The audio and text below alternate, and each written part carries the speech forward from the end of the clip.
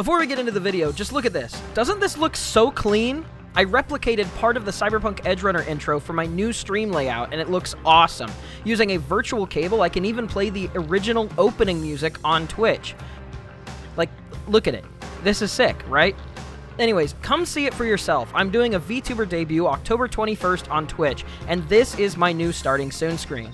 I hope you'll follow. I am super good at FromSoft games and love playing single-player RPGs like Persona and SMT, if you aren't already familiar. Join the Discord linked down below and turn on notifications, and then we can celebrate together. So my last 3 videos have been really ambitious and taken a lot of time and money to make, but this one's gonna be more me to you. Since a lot of my work time has been going into my 15-hour Persona 4 analysis series that's dropping on the 22nd, let's start with the brass tacks. Anime is evolving, and it always has been, but a new sort of change is starting to sprout legs. It's always constricted by economic environments it exists within, and that's not just money accessible, but the technology and the formats for consumption. Back in the 80s and 90s, there was a certain type of anime that has all but dried up in the modern day. These were hyper-graphic OVAs and ONAs, things not meant for public broadcast, but developed as their own little niche adult projects. Lifted from typical TV rating restrictions, a lot of hyper-violence and sensuality of the 80s and even 90s anime dried up as the years went on, never being erased wholesale, but becoming a part of a bygone era. One wouldn't be totally unreasonable to assume then that the market has just changed with the culture, and then we saw Devilman Crybaby back in 2018, that Netflix was willing to help fund projects that bring back the 80s unrestricted hedonism, and it was finally reasonable too, as platform streaming rights and exclusives don't operate by national and international standards in the way that public TV would. More niche project titles and ideas were possible because of a sort of mass approach. The prevalence then of this more adult subject matter and simplified art style, however, being concentrated on the first episode led a lot of people to dismiss Devilman Crybaby as a shallow gore fest, or having no deeper qualities. Devilman Crybaby, I would argue, was seen as a sort of unique moment in the animation landscape. A Yuasa-style remake that landed inconsistently with fans of the original manga, and despite huge hype and love for it, also had a fair amount of detractors in its general audience. But with Cyberpunk Edgerunners and A Few Cents, this is no longer a unique moment or a few dots on the map. It's a pattern reaching toward the future. Just like how light novel adaptations cornered some of the manga market for anime productions, and how webcomics edged their way in the mid to late 2010s, and even manhwa are starting to grab a piece of the pie, the long zombified 80s OVA of yesteryear is back. And funnily enough, this sort of cultural statement is not just a business overview or a simple possibility, but the very text itself grapples with these ideas and themes. The ideas of the past, the future, and the way forward.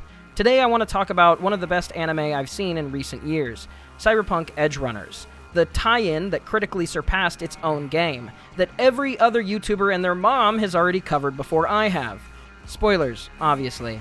So something I think is really cool is the dynamic of cyberpsychosis and the use of immunosuppressants and upgrades. In the game, cyberpsychos weren't a whole lot more than a blip on the map to take out as a more difficult than usual enemy, and sometimes they linked to interesting contexts. But in the anime, seeing it from their perspective, one after another, shows this sort of sad insanity, wrestling, aware of your very self in the context of your actions, but not aware of yourself in regards to physical reality, slipping back and forth like you were living in a dream, desperately wanting to make things right and fix your situation while slipping out of knowledge of what it even is that you were fixing, and without even realizing that. The moment where Maine asks, "Is this his fault?" or when David's hallucinating Rebecca's face as his own mother's are heartbreakingly brilliant. Showing the toxic opposite to what a lot of people personally fear. A lot of people freeze. They hesitate on their goals in fear that they may learn that they are not good enough and will fail. They never find out if they have what it takes because they're too scared to take that step and find out they don't. This ironically limits them from their potential from the get-go. The opposite we see is someone who always jumps at the chance and believes the lie that they are special and immune to reality's consequences by default. We see them losing grasp of their bodies and their selves, falling apart mentally piece by piece out of a similar unwillingness to admit that they might not be enough, even as the end comes hurling toward them. In a way, it feels noble. There's a sort of bravery or abstract human patriotism to it. The aesthetic of wearing yourself to a nub to get to the other side can be sort of tantalizing, especially in Night City, where you aren't remembered for how you lived, but for how you die. Still, though, Cyberpunk Edgerunners proves to be a cautionary tale, as many previous dystopic tales have, and one that makes no attempt to hide this from as early as Episode 5, but truly from the moment that David installs the Sondavistan. Maine establishes himself in Cyberpunk as the ultimate line of masculinity, this big brother guidance and experience, someone David clearly looks up to early on, like family. Maine is, by virtue of his size, someone who proves that some people are built to take it, but in his own mind, you see he's actually started similar to how David did. The urge to get more chrome, and the denial to go back when Dorio points out it's too difficult to manage. He turns to using more and stronger immunosuppressants in order to stay in control. Eventually, with no chance of coming back, Maine dies, and David takes his arm. But even after Maine's passing, the arm still shakes anxiously from time to time. The metaphor or allegory for the progression towards cyberpsychosis is, like Beastars and plenty of other shows, not a perfect fit for any one thing in our own world, but by just escaping the box, manages to reflect on multiple aspects of societal pressure. The only thing to get you ahead in life, to give you the edge, is to upgrade, but upgrading risks your life, health, and sanity. The more that you use these things, the more that you wear down. One could easily relate this to the generational substance abuse statistics, where the caregiver's addiction to a product correlates at higher rates with the child getting into it, despite seeing the evil the substance does to their family. The idea of, I just need this to get through the day, and I'm not addicted, I'm different, are certainly more literal allegories for this show's message, but I think what resonates is more than just a general thing like this. To get ahead in life, so many of us work ourselves tired, take extra hours, work through nights, doing so for ourselves or for the ones we love while wasting away the hours and hurting our bodies in stillness. Since doing YouTube full-time, staying in shape has gotten much more difficult, personally, since I spend most of my time awake working on projects just to scrap by, sitting in a singular seat. But this is, of course, just another loosely fit metaphor to warn against. Another could be toxic ideas of success themselves, things rooted in sentimentality that we convince ourselves we need out of respect for those we've loved or lost. These could be political or religious views of family and friends that we care for. This could be bigoted perspectives on people because admitting you're wrong feels more like you aren't wrong, but that you are betraying and disappointing the people in your life that you love. David only keeps Maine's hand out of a sentimental desire to complete what Maine couldn't, to do it for him, even though the last thing Maine said and wanted was for David to run and not let this world turn him into a monster that he's become. Another perspective outside of the literal, the ideas, the feelings, is the societal commentary. In a way, we can interpret getting chrome as a just say no personal choice for us. But it's not just that to the people in the world of cyberpunk. It's an oscillatory function, a base way that the world operates. Well, you can sometimes say no, you sometimes have to say yes, or it's endgame. It's not something you can easily abandon without forfeiting your dreams. In the case of Chrome in context of the show, it's a societal critique. We are forced into doing things that do us harm to feel momentary pleasure and preserve a hope that we will eventually obtain the things that we want, the dreams that keep us going. But the likelihood of that dream being a possibility, the steps, they are always left vague as to keep us running. They can acknowledge certain things are busted, but to get anywhere, they are still forced to participate and risk themselves. In the game that the city is set for them, the game that has been stacked by uncaring rich megacorporations that use them like shocks in a circuit board and rats in an elaborate maze, you only have energy to get through the maze if you get chrome. You only have a chance to escape the maze if you get a lot of chrome. So whenever your life essentially becomes an obsession with mastering the maze that you were forced into, changes your behavior so much you lose who you were, how much of that was even your choice to begin with? What we come back to then is free will, which is the grounding concept of the cyberpunk genre. You see, cyberpunk isn't punk, but in the future. Cyberpunk isn't sci-fi action with an 80s aesthetic. Cyberpunk is a genre, philosophically, coming out of the conclusions reached in research of cybernetics, and the implications of those given a context of unrestricted technological advancement, or at least a lot less restricted than we are now.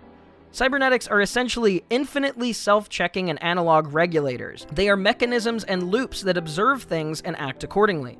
How to Drink, of all channels, actually explained this really well in his video on making the David Martinez drink, so I would recommend that.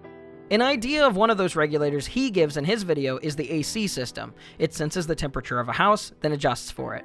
Well, essentially, as technology kept advancing and our understanding of brain science escalated, there was a converging point where scientists could basically see where this is going.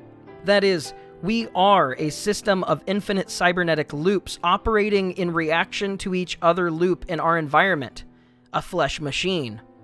This is also the same with Gilbert Ryle's 1940s observations of the ghost in the machine, also known as us being a flesh shell that operates as it does. But is there really a soul inside? Is there really free will? That's the concept of Ghost in the Shell, a very slightly changed title from the original philosophical concept. The Cyberpunk series, and Cyberpunk as a whole, blatantly tries to tackle this idea. Cyberpunk is inherently tied with the concept of self-identity and the self, and how much of it is in our control, or even if the we feel is even anything other than the combined perception of our infinite loops.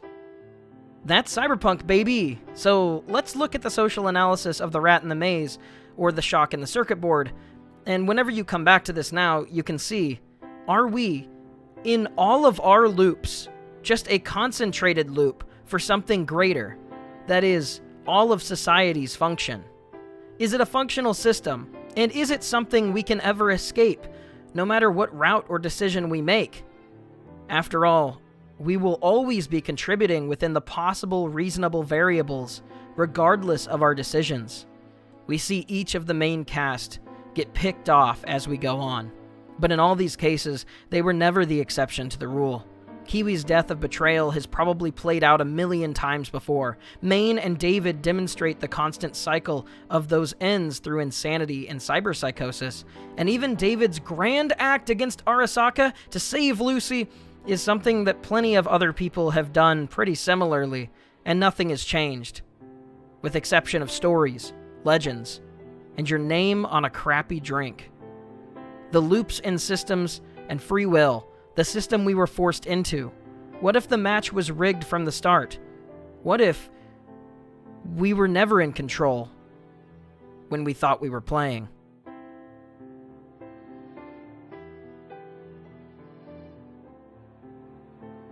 Come see my Vtuber debut, October 21st at 3 p.m. Central Time at Hiding Good on Twitch. And go watch my 15-hour Persona 4 analysis dropping October 22nd at 10:45 a.m. on my other channel, Hiding in Private. Anyways, I guess I'm just going to leave you in a pit of despair for now. For most people, I imagine that it's still something that you need time to think about. Thanks to my top patrons, Daniel Frousing, My Name is Klein, Burrito Roman, Zioma, Benny, Frillneck Lizard, Icarus, Youngsuk Chong, Dex, and everyone else who has continued supporting me. Sorry this video wasn't as visually ambitious as my last few. I'm so grateful for all your support, but I'm still barely scrapping by. I'm tight on money and I want to be able to make it home for Christmas. I hope you'll understand. I still am working very hard, though, to make as much content as I can, and if for some reason you don't follow Hiding in Private and you feel like content's been light over here, that will pretty easily explain why.